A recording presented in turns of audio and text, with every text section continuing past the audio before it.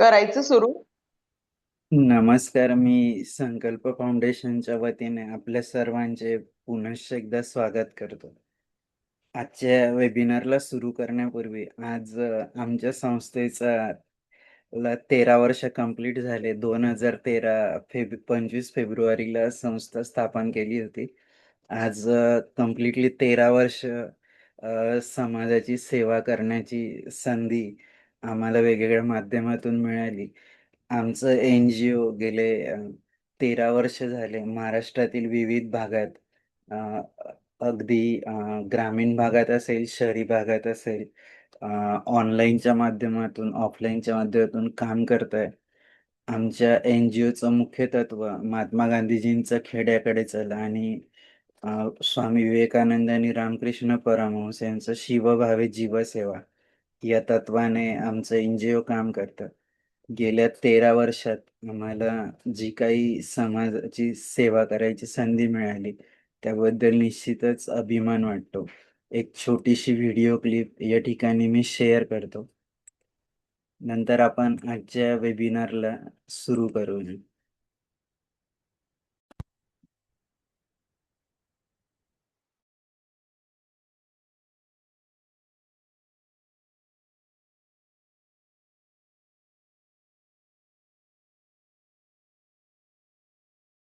निर्माणों के पावन युग में हम चरित्र निर्माण न भूले, स्वार्थ साधना की आंधी में वसुधा का कल्याण न भूले। माना अगम गाध सिंधु है, संघर्षों का पार नहीं है, किंतु डूबना मझधारों में साहस को स्वीकार नहीं है। जटिल समस्या सुलझाने को नूतन अनुसंधान न भूले। निर्माणों के पावन युग में हम चरित्र निर्माण न भूले, स्वार्थ साधना की आंधी में वसुधा का कल्याण न भूले। शील विनय आदर्श श्रेष्ठता तार बिना झंकार नहीं है। शिक्षा क्या स्वर साध सकेगी यदि नैतिक आधार नहीं है। कीर्ति कौमुदी की गरिमा में संस्कृति का सम्मान न भूले। निर्माणों के पावन युग में हम चरित्र निर्माण भूले, स्वार्थ साधना की आंधी में वसुधा का कल्याण न भूले। आविष्कारों की कृतियों में यदि मानव का प्यार नहीं है, सुजनहीन विज्ञान व्यर्थ। कोरोना काळात जेव्हा आमच्या फिजिकल ॲक्टिव्हिटी बंद होत्या, आम्ही ऑनलाईनच्या माध्यमातून वेबिनार सीरीज सुरू केली. अगदी ग्रामीण विकासापासून कृषी प्रक्रिया उद्योग असतील, शेतीच्या विविध पद्धती, नॅचरल फार्मिंग, योगिक फार्मिंग, ऑर्गॅनिक फार्मिंग यासोबतच त्या संपूर्ण कालावधीत स्क्रीनचा टायमिंग खूप वाढला होता. त्यासाठी आम्ही पॅरेंट्स आणि स्टुडंट्सचं एक वर्कशॉप घेतलं ऑनलाईनच्या माध्यमातून आणि हे सगळं करत असताना आम्हाला जाणवलं की लोकांना यातनं सजगता आणि सतर्कता मिळते आहे. संपूर्ण महाराष्ट्रातून आम्हाला खूप सारे रिस्पॉन्स या माध्यमातून आले. त्यासोबतच छत्रपती शिवरायांचं चरित्र असेल, डॉक्टर बाबासाहेब आंबेडकर, भगवान गौतम बुद्ध, विश्वशांती, जलसुरक्षा यासोबत आरोग्य अशा विविध अ, व्याख्यानाचे आम्ही ऑनलाईन आयोजन प्राणी केले का आणि उपकार आता आपण नहीं है, भौतिक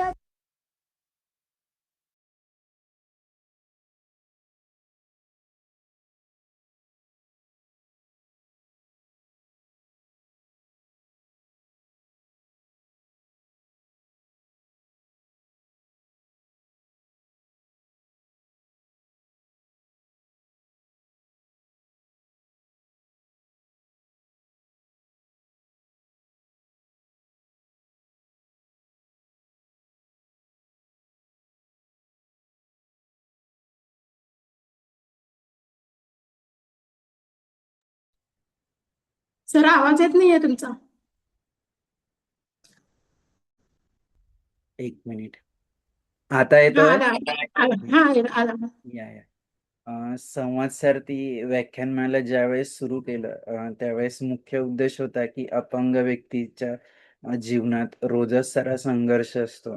मग तो आपलं जीवन जगत असताना त्यातल्या कमी ओळखून त्यावर मात कशी करतो, आणि आपलं शिक्षण असेल, करिअर असेल, आपलं व्यवसाय, नोकरी, आपलं खेळ आणि समाजातलं आपलं अस्तित्व यासाठी तो कसा वावरतो, स्वतःला कसं सिद्ध करतो हे जाणून घेण्यासाठी ह्या व्याख्यानमालेचा जन्म झाला. आणि मागच्या 4 वर्ष आत्ता होतील कंप्लीट ऑगस्ट महिन्यात. तर 171 वेबिनार झाले. महाराष्ट्रातल्या 36 पैकी 30 जिल्ह्यातली महानुभाव येऊन गेली. यासोबत कर्नाटक, पंजाब, उत्तराखंड, उत्तर प्रदेश, जम्मू काश्मीर, गोवा, दिल्ली इथले पण महानुभाव येऊन गेले. त्यांच्या क्षेत्रात असलेलं जे काही त्यांचं व्यक्तिमत्व आहे ते मास्टर ब्लास्टरच असं त्यांनी केलेलं त्यांचं सिद्धता आहे ती आम्हाला मिळाली. आणि त्यातनंच आम्हाला लॉयर्स लाभलेत आणि त्या लॉयर्सनं ठरवलं की आपण एक नवीन उपक्रम सुरू करूया, म्हणून लर्न द लॉज हा वेबिनार सिरीज सुरू केली. याचं सगळं श्रेय प्राची नीलावर मॅडम आणि राजू वाघमारे सर यांना, की त्यांनी हे सगळं जुळवून आणलं. आणि आज आपण त्याच्या 12व्या एपिसोडला आहे. मी जास्त वेळ न घेता प्राची मॅडमला याचं पुढचं संचालन करण्यासाठी आग्रह करतो.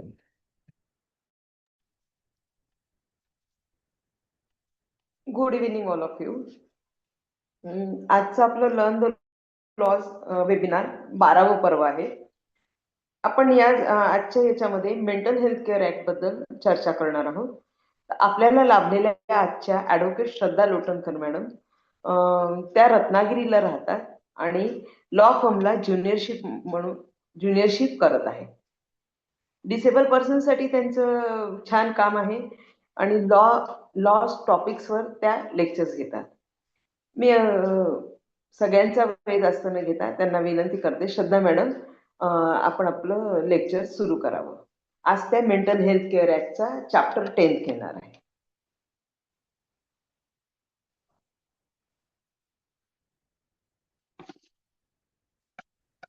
नमस्कार. सगळ्यात आधी आपल्या ह्या संवाद सारथीच्या संस्थेला 13 वर्ष आज पूर्ण झाले आहेत, असं आत्ताच विशाल सर म्हणाले. तर त्या निमित्ताने आपल्या सगळ्या टीमला सगळ्यात आधी खूप खूप शुभेच्छा. आणि आजच्या ह्या दिवशी मला लेक्चर घेण्याची संधी पुन्हा एकदा लाभली, त्याबद्दल खरंच खूप thank you.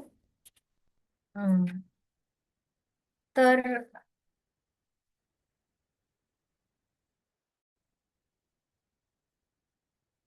Mental health care 2017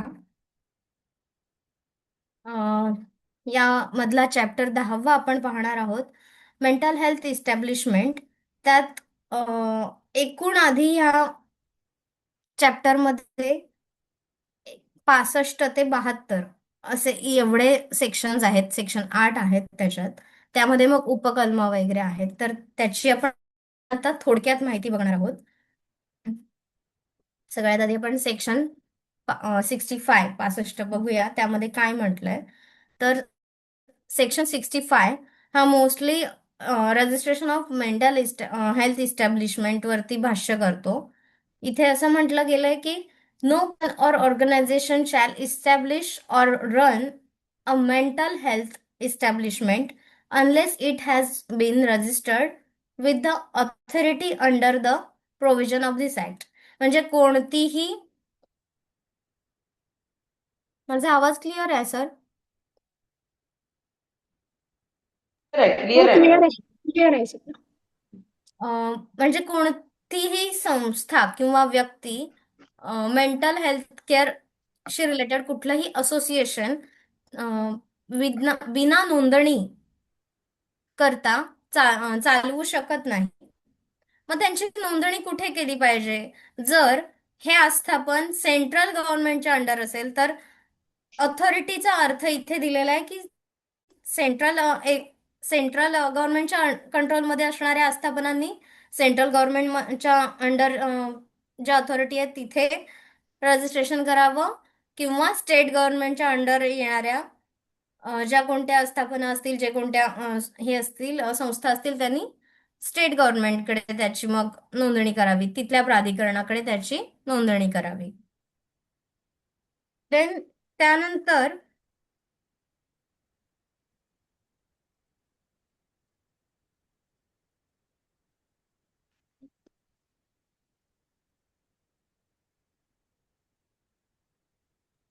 madam तुमचा आवाज नाही येते. ओके आता येतोय. हो येतोय येतोय. Then every person or organization who purpose to establish or run a mental health establishment registered the said establishment with the authority under this under the provision of this act. म्हणजे मगाशीच आपण जे म्हटलं ते पुन्हा त्यांनी ह्या सेक्शन मध्ये रिपीट केलंय की एकतर कोणीही विदाउट रजिस्ट्रेशन हे करू शकत नाही, एखादी असोसिएशन चालवू शकत नाही, mental health care association. Then नोंदणी करण्यासाठी कुठे तर सेंट्रल आणि स्टेट गव्हर्नमेंटच्या ज्या कुठल्या अथॉरिटी असतील तिथे त्यांना रजिस्टर लागेल. Okay.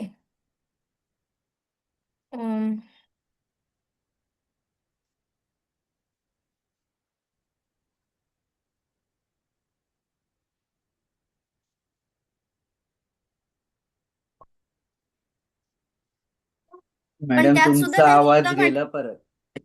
Okay okay okay sorry.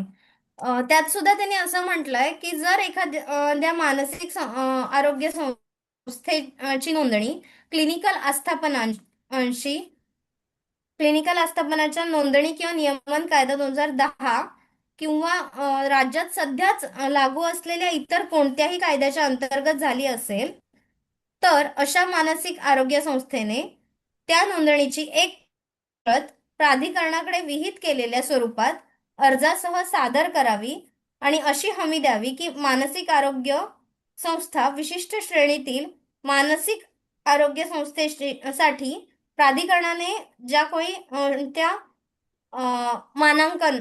मानक किंवा ज्या काही अटी दिलेल्या आहेत, कोणत्याही अटी दिलेल्या आहेत त्या पूर्ण करते असा अर्ज प्राप्त झाल्यापासून आणि त्याची पूर्ण खात्री झाल्यापासून प्राधिकरण संस्थेला नोंदणी प्रमाणपत्र जारी करते.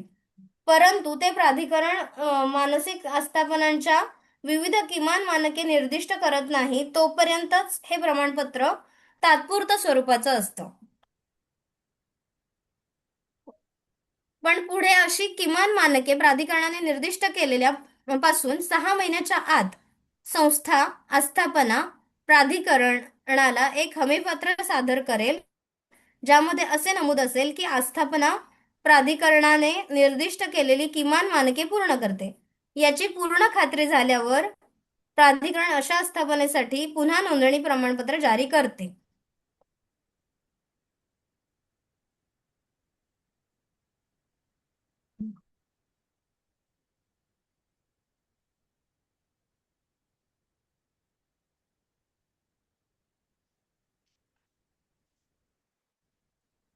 आवाज गेला मॅडम हे तुमचा. झालं. बरं हे झालं, प्रमाणपत्र जारी झालं. आता नोंदणी प्रमाणपत्र जारी झाल्यानंतर जे तात्पुरत्या स्वरूपाचं आहे जोपर्यंत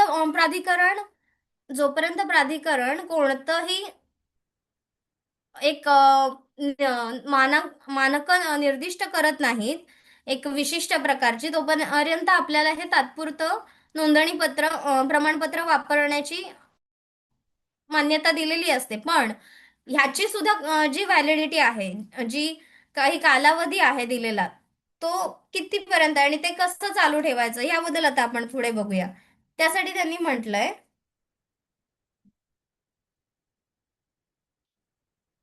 त्याचं काय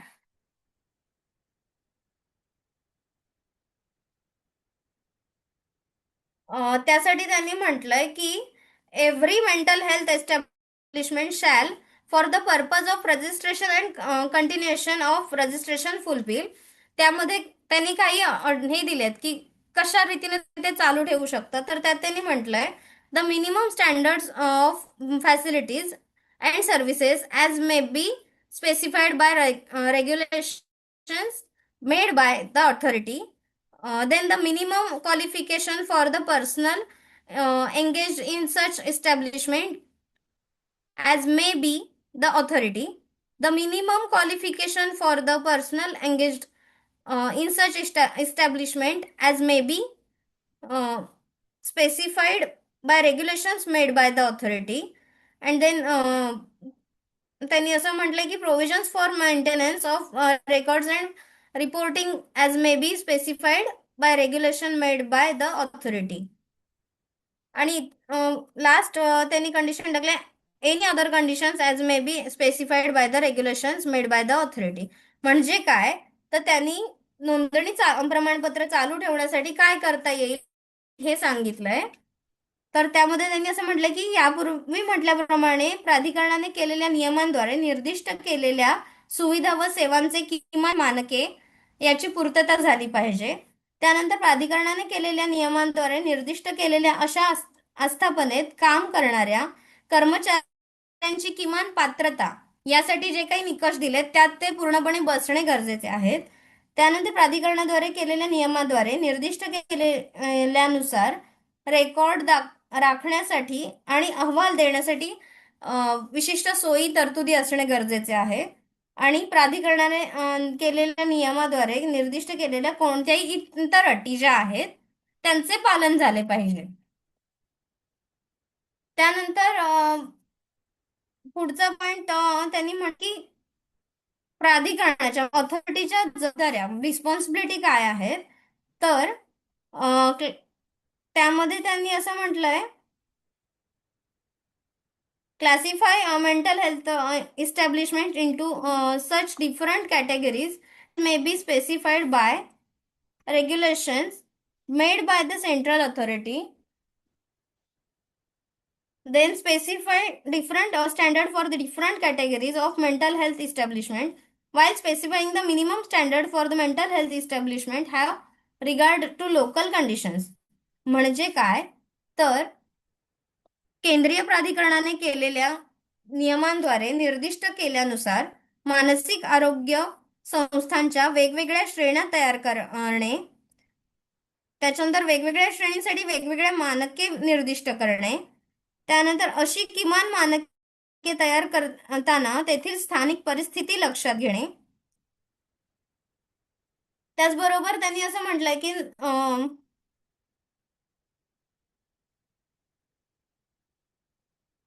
अशा किमान मानकात न बसणारे किंवा मानकांचे पालन न करणाऱ्या संस्थेचा नोंदणी अर्ज फेटाळला जाऊ शकतो किंवा नोंदणी रद्द केली जाऊ शकते. तो अधिकार प्राधिकरणाला आहे.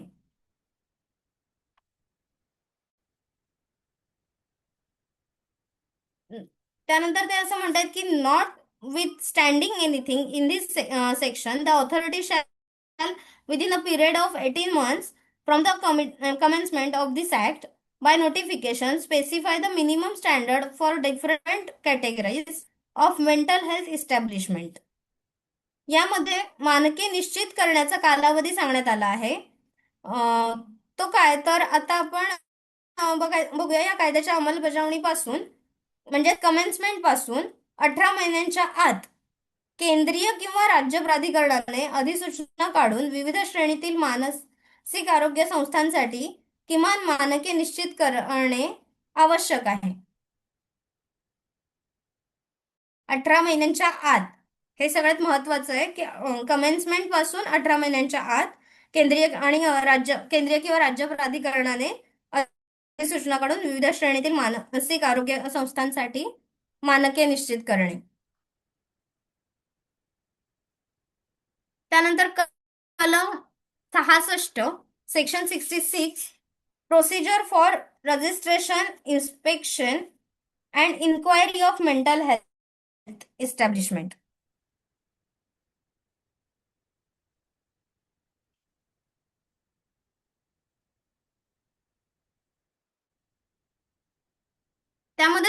म्हटलंय की नोंदणीची प्रक्रिया जी काही आहे ती थोडक्यात इथे दिलेली आहे. ती अशी की the mental health establishment shall for the purpose of registration submit an application in such form, combined with such details and fees as may be prescribed to the authority. The mental health establishment may submit the application in person or by post or online.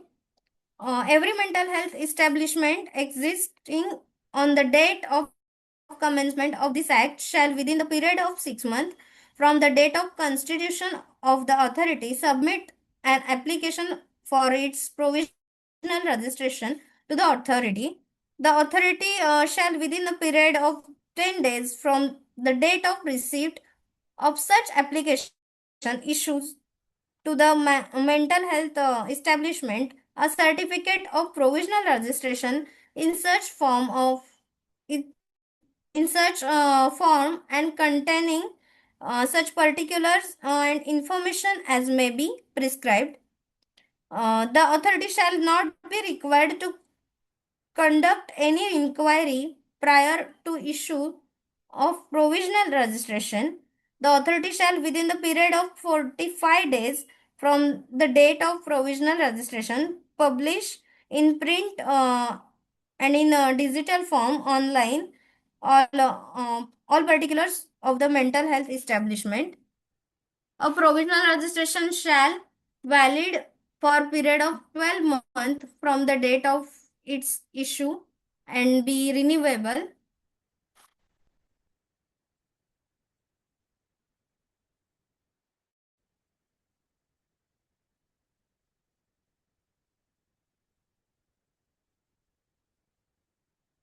यात त्यांनी असं म्हटलंय की नोंदणीसाठी अर्ज जो सादर करावा लागतो तर कोणत्याही मानसिक आरोग्य आस्थापनेला नोंदणीसाठी संबंधित राज्य किंवा केंद्रीय मानसिक आरोग्य करणाकडे विहित नमुन्यात अर्ज सादर करावा लागतो. त्यानंतर अर्जासोबत आवश्यक तपशील आणि प्राधिकरणाने ठरवलेले शुल्क भरणे अनिवार्य आहे. हा अर्ज प्रत्यक्ष टपालाने किंवा ऑनलाईन पद्धतीने करता येतो. त्याचबरोबर हा कायदा लागू होण्यापूर्वी सुरू असलेल्या संस्थांना प्राधिकरण स्थापन झाल्यानंतर 6 महिन्याच्या आत तात्पुरत्या नोंदणीसाठी अर्ज करणे आवश्यक आहे. तात्पुरत्या नोंदणीची कालावधी अर्जाची पडताळणी न करताच 10 दिवसाच्या आत तात्पुरती नोंदणी दिली जाते. हे प्रमाणपत्र 12 महिन्यांसाठी वैध असते आणि त्याचे नूतनीकरण करता येते. त्यानंतर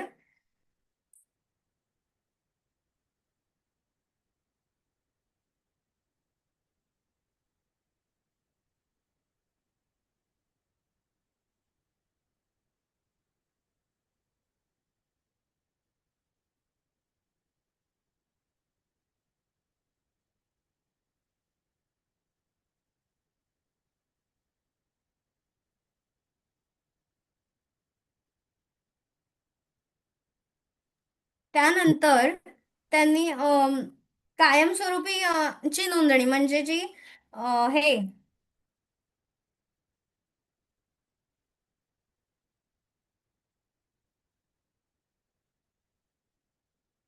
कायमस्वरूपीचं नोंदणी प्रमाणपत्र आहे त्याबद्दल त्यांनी असं म्हटलंय की किमान मानके जेव्हा प्राधिकरण विशिष्ट श्रेणीतील संस्थांसाठी किमान मानके निश्चित करेल तेव्हा अशा संस्थांना 6 महिन्याच्या आत कायमस्वरूपी नोंदणीसाठी अर्ज करावा लागतो. त्यानंतर पुरावे सादर करावे लागतात. म्हणजे कसले तर संस्थेला त्यांनी सर्व निर्धारित मानकांचे पालन केल्याचे पुरावे सादर करावे लागतात. हे पुरावे सादर केल्यानंतर सार्वजनिक नोटीस देण्याचा जो काळ असतो म्हणजे काय तर हरकत आणि पडताळणीचा जो काळ असतो त्याबद्दल त्यांनी माहिती दिली की कायमस्वरूपी नोंदणीचा अर्ज आल्यानंतर प्राधिकरण 30 दिवसांसाठी सार्वजनिक नोटीस प्रसिद्ध करते जेणेकरून कोणाला काही हरकत असल्यास ती नोंदवता येईल.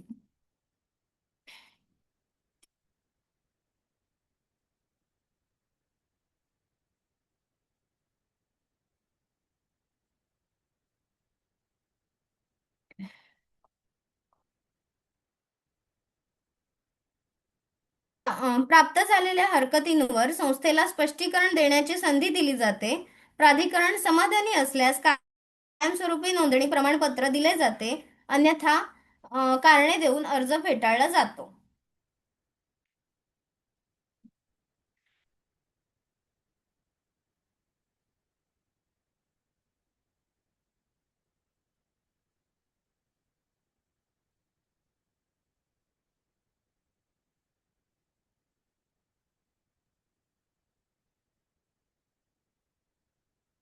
त्यानंतर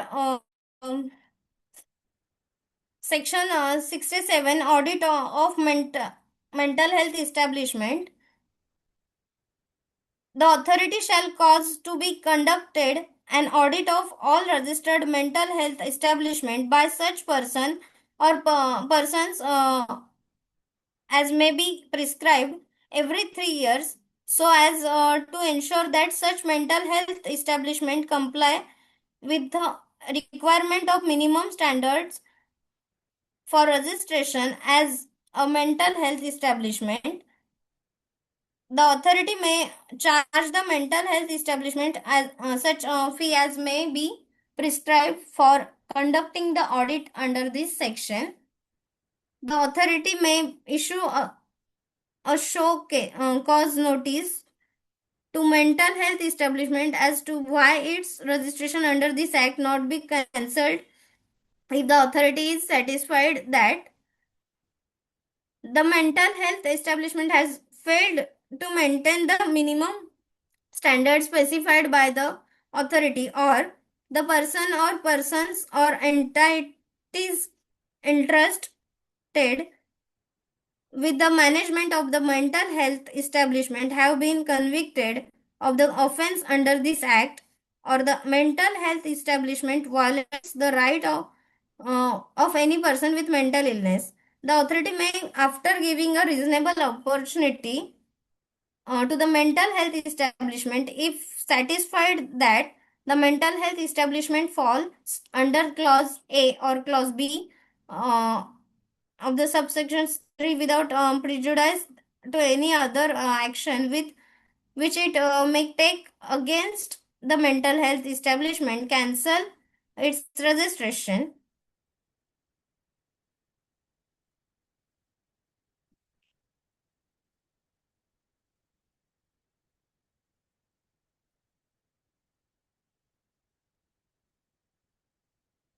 Every order made under subsection 4 shall take effect where no appeal has been preferred against such order immediately on the expiry of the period specified for preferring of appeal, and where the appeal has been preferred against such an order and the appeal has been dismissed from the date of the order of dismissal, the authority shall, on cancellation of the registration for reasons to be recorded in the writing restraint immediately the mental health establishment from carrying on its operations if there is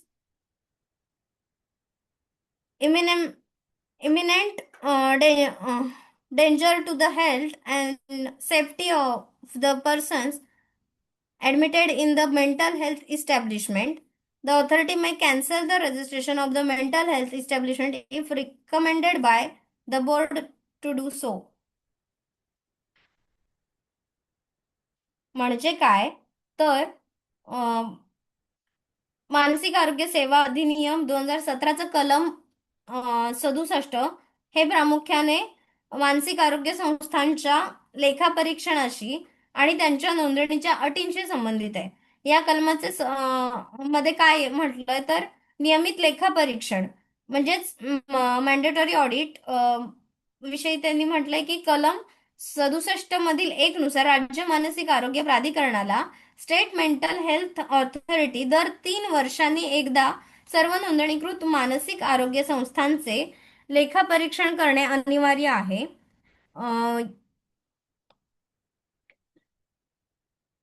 त्याचं काय उद्देश काय हे असं 3 वर्षांनी करण्याचं तर या संस्था नोंदणीसाठी आवश्यक असलेल्या किमान मानकांचे पालन करत आहेत की नाही हे सुनिश्चित करणे. लेखापरीक्षक हे ऑडिट प्राधिकरणाने नियुक्त केलेल्या व्यक्तींमार्फत केले जाते, ज्यामध्ये स्थानिक समुदायाचे प्रतिनिधी देखील समाविष्ट असू शकतात. ऑडिट फी बद्दल त्यांनी असं म्हटलंय की कलम 67 मधील 2 नुसार हे ऑडिट करण्यासाठी प्राधिकरण संबंधित संस्थेकडून सरकारने विहित केलेली फी म्हणजेच शुल्क आकारू शकते.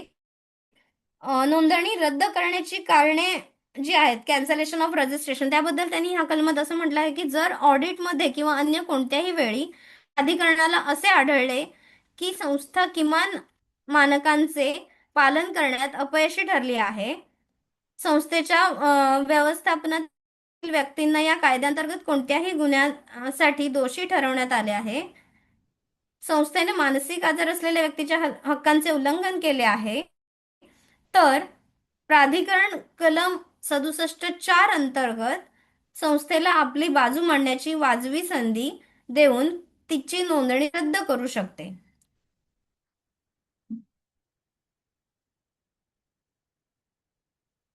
आता नोंदणी रद्द का करू शकते, कशी करू शकते ह्याबद्दल आपण पाहिलं.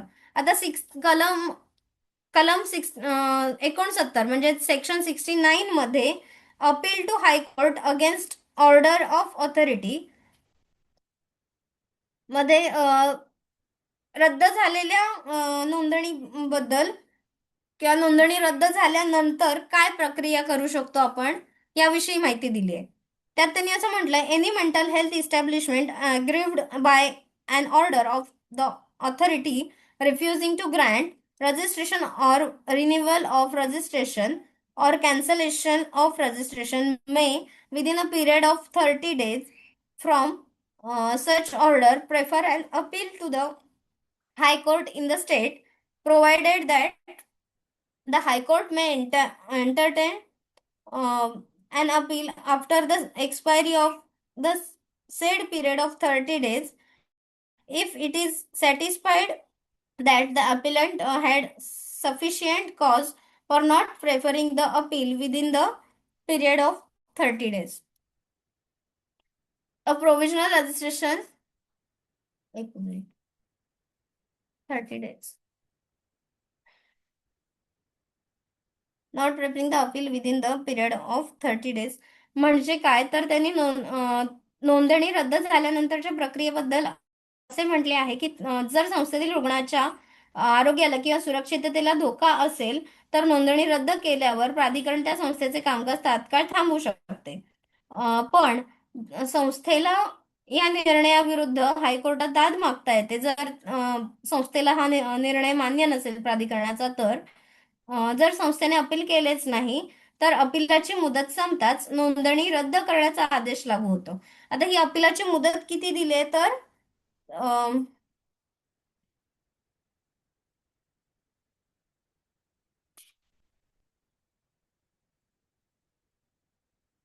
ऑर्डर निघाल्यापासून म्हणजे संस्थेचं कामकाज थांबवण्याचा जे आदेश काढलाय प्राधिकरणाने त्या ऑर्डर पासून 30 डेजचा जो कालावधी म्हणजे 30 दिवसाचा जो कालावधी आहे त्या कालावधीत आपण म्हणजे संस्था अपील करू शकते हायकोर्टाकडे की आम्हाला प्राधिकरणाचा निर्णय मान्य नाहीये, आमची संस्था सर्व जी किमान मानके आहेत ती व्यवस्थितरित्या पूर्तता करते आहे त्या मानकांची, तरी आमच्यावरील जी रद्द करण्याचं हे आहे आदेश आहे आमची संस्था तो थांबवण्यात यावा किंवा तो रद्द करावा. पण जर असं अपील 30 दिवसाच्या आत नाही झालं तर प्राधिकरणाचा निर्णय हा मान्य करून संस्था बंद केली जाऊ शकते.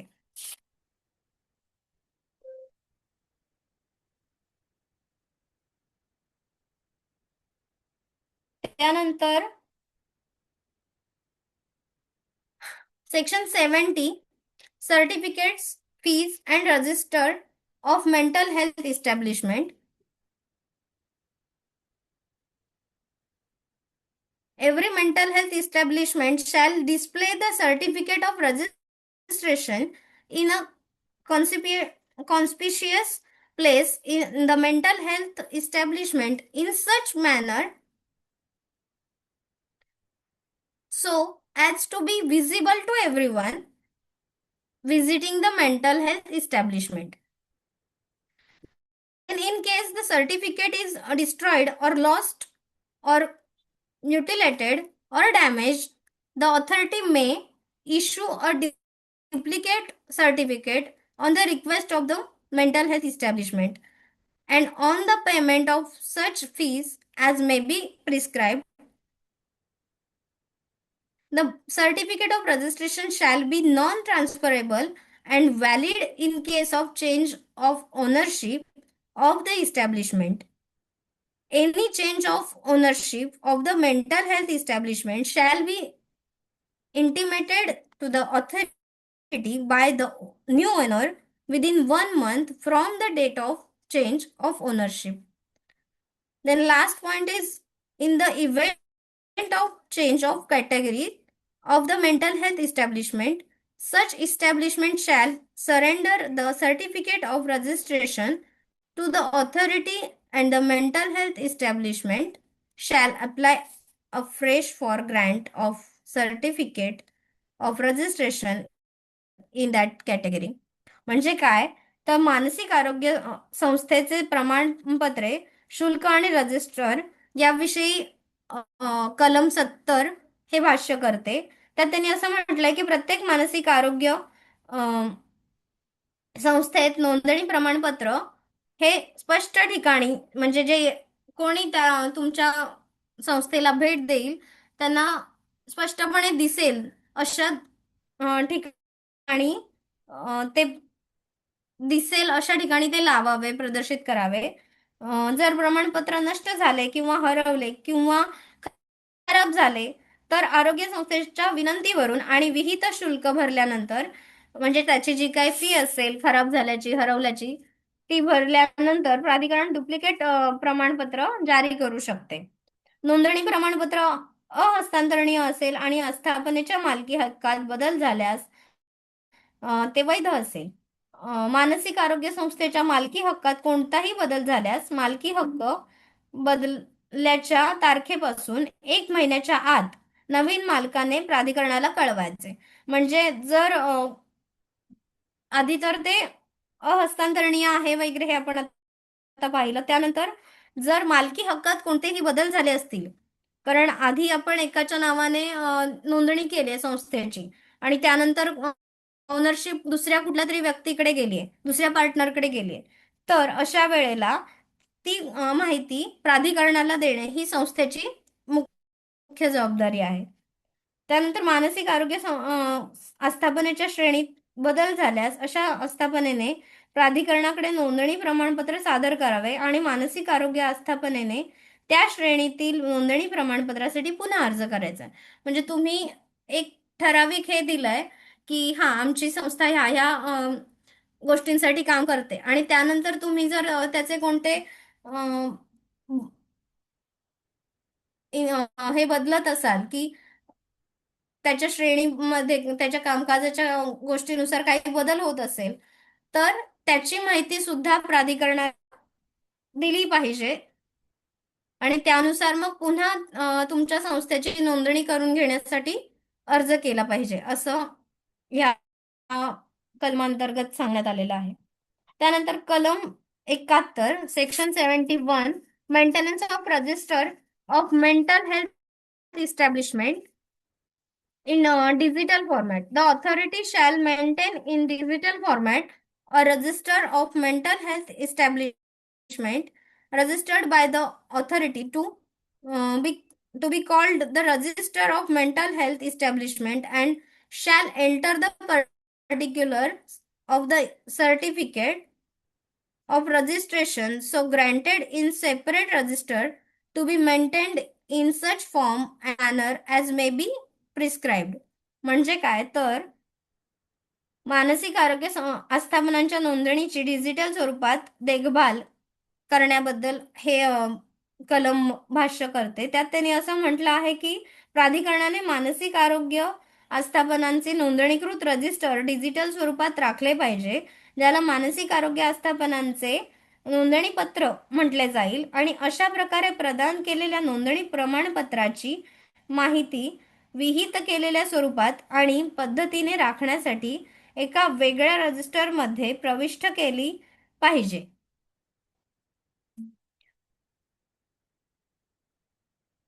म्हणजे मेंटल हेल्थ केअर इस्टॅब्लिशमेंट चे जे हे आहे म्हणजे मानसिक आरोग्य संस्था ज्या आहेत त्यांचे त्याविषयीची माहिती किंवा त्यांचे जे काही रेकॉर्ड असतील रजिस्ट्रेशन असतील त्यासाठी डिजिटलायझेशनचा वापर करावा. त्या पद्धतीने ती माहिती जतन केली जावी असं याबद्दल हे कलम भाष्य करतं. त्यानंतर शेवटचं कलम आहे कलम 72 section 72 duty of mental health establishment to display information every mental health establishment shall display within the establishment at conspicuous place including on its website the contact details including address and telephone numbers of the concerned board. Then every mental health establishment shall provide the person with necessary form to apply to the concerned board and also give free access to make telephone calls to the board to apply for a review of the admission.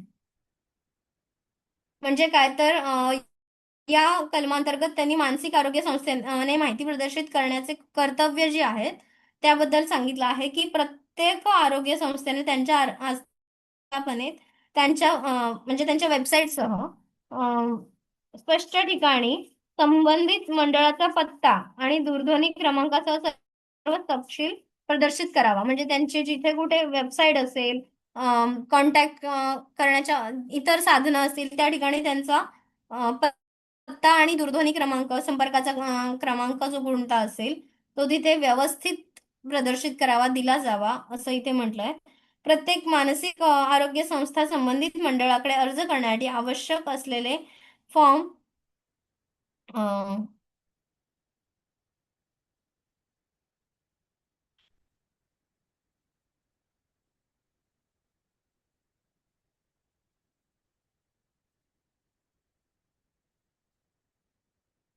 Form हे प्राधिकरणाला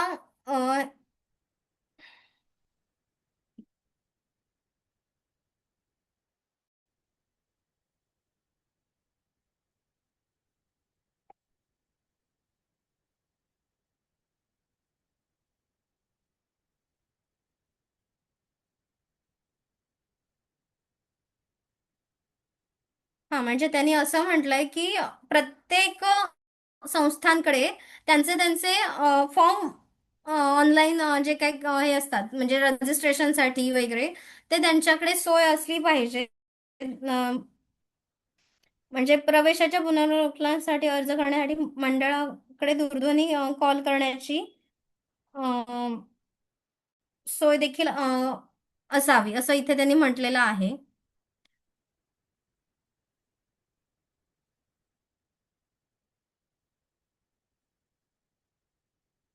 थोडक्यात आतापर्यंत आपण पाहिलं की कलम 65 ते 72 यामध्ये मानसिक आरोग्य सेवा अधिनियमाच्या अंतर्गत नोंदणी केल्याशिवाय प्राधिकरणाकडे नोंदणी केल्याशिवाय कोणतंही संस्था हे त्यांचं कामकाज चालवू शकत नाही.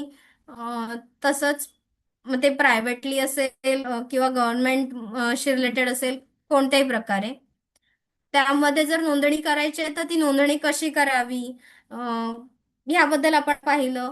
त्याच्याच बरोबर त्यात येणारे अडथळे काय आहेत त्याची पूर्तता कशी करावी याबद्दल आपण पाहिलं. आणि त्यानंतर जर कोणत्याही गोष्टींमध्ये मानकांच्या पूर्ततांमध्ये असेल किंवा इतर कोणत्या कारणाने जर आपल्या संस्थेची नोंदणी रद्द केली जात आहे तर अशा वेळी त्यानंतर काय प्रक्रिया आहे कायदेशीररित्या आपण त्याबद्दल कशी दाद मागू शकतो याबद्दल आपण आता पाहिलं. अशा रीतीने मानसिक आरोग्य सेवा अधिनियम मधील चॅप्टर 10 कलम 65 ते 72 मध्ये रुग्णांशी रिलेटेड, मानसिक आरोग्याशी रिलेटेड रुग्णांच्या हक्क, अधिकार आणि त्यांना दिल्या जाणाऱ्या सेवा यांबद्दल आपण थोडक्यात आज माहिती पाहिलेली आहे.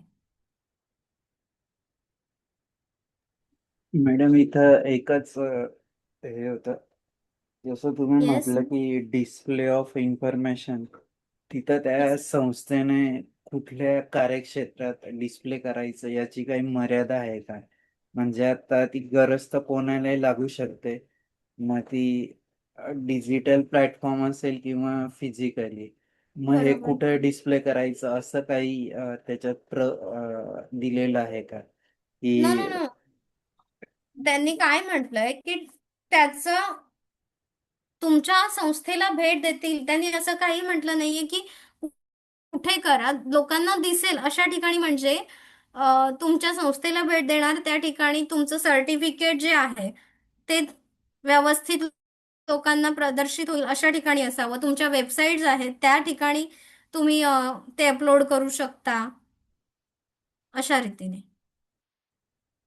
ओके, मला वाटलं की हे ज्याला काय म्हणतात आपल्याला की लोकांना माहिती व्हावी म्हणून सार्वजनिक ठिकाणी पण डिस्प्ले करायची सगळी माहिती की नाही आमच्याकडे या सुविधा उपलब्ध आहेत. नाही नाही नाही, त्यांनी म्हटलंय ना सरळ इथे की कॉन्स्पिशियस प्लेस म्हटलेलं आहे त्यांनी. हो हो दर्शनी भागात. हो, दर्शनी भागात, पण संस्थेच्या दर्शनी भागात. तुमच्या संस्थेत जेव्हा लोक येणार त्या ठिकाणी ते अशा ठिकाणी पाहिजे तुमचं सर्टिफिकेट किंवा जे काही प्रमाणपत्र आहे ते.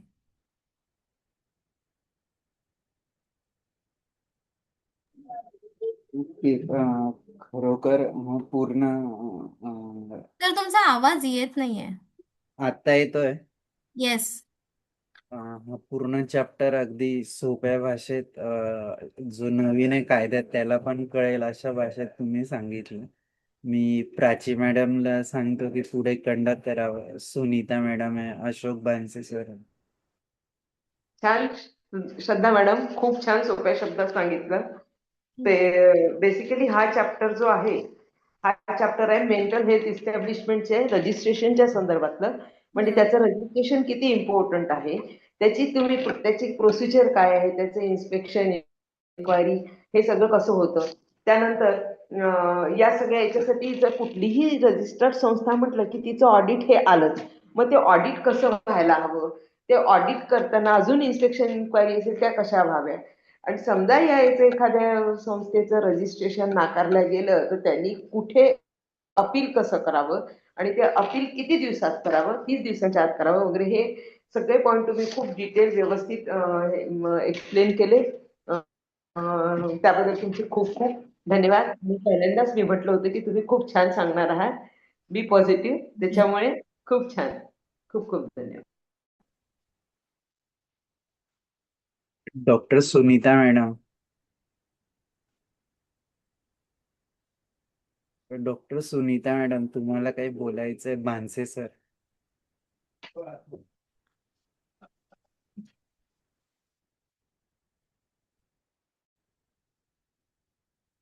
हॅलो बोला सर. सुनीता मॅडम.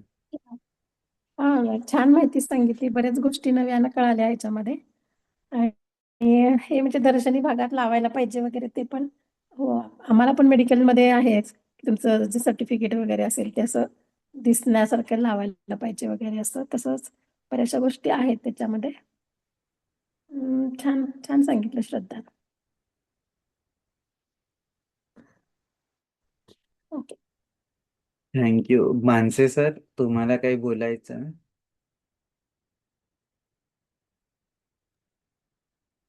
सर्वांना नमस्कार. सर, मला काही बोलायचं नाही. ओके.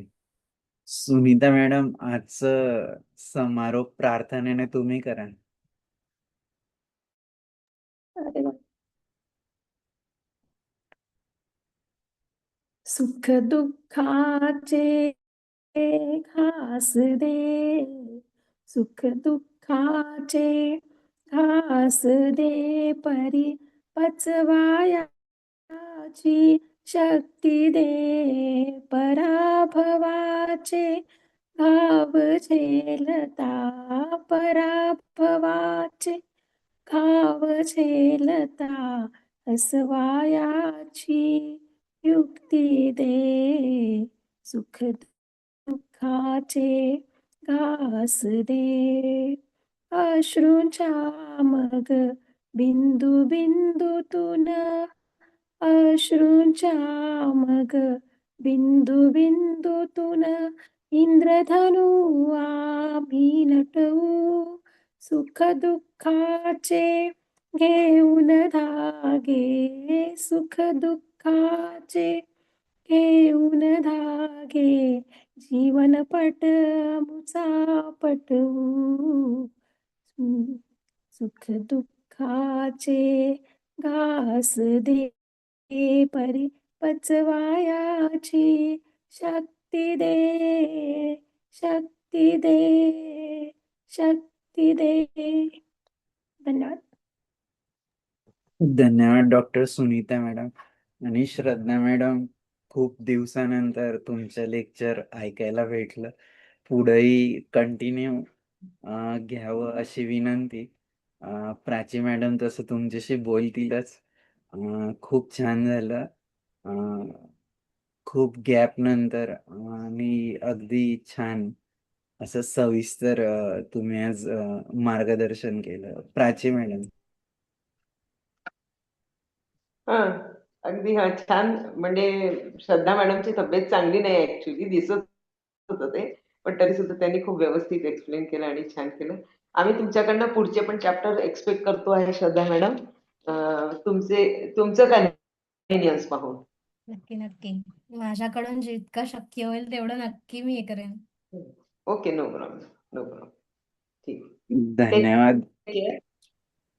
येस, भेटूया आपण पुढच्या एपिसोडला. Okay.